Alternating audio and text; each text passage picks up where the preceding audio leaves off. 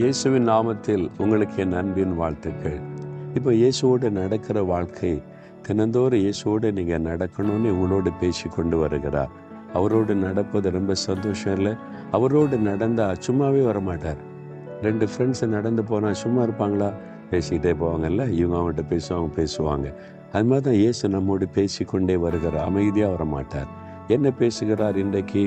எரேமியா 1 அதிகாரம் 8ஆம் வசனத்தில் அவர் சொல்கிறாரு, உன்னை காக்கும்படிக்கு நான் உன்னுடனே இருக்கிறேன். என் மகனே, என் மகளே, பயப்படாத. உன்னை காத்துக்கொள்ள நான் இருக்கிறேன்.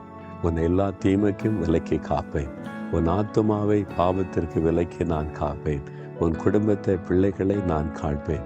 உன் வேலை, பிஸ்னஸை நான் காப்பேன். உன் பிரயாணத்தில் போக்குவரத்தையும் காப்பேன். உன்னை காத்துக்கொள்ள நான் உன் கூட இருக்கிறேன் அப்படின்னு ஆண்டவர் சொல்கிறார். நீ பயப்படாத, பயப்படாத மகளே.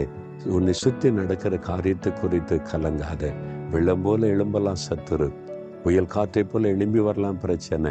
என்ன ஆயிருமோ, எப்படி ஆயிருமோ, அவ்வளவுதானோன்னு சொல்லி ஆண்டவர் சொல்றாரு, நான் கூட இருக்கிறேனே, நான் கூட நடந்துக்கிட்டே இருக்கிறேனே, உன்னை காக்கிறதுக்கு நான் இருக்கிறேன். எந்த சூழ்நிலை கண்டு பயப்படாதன்னு சொல்றார்.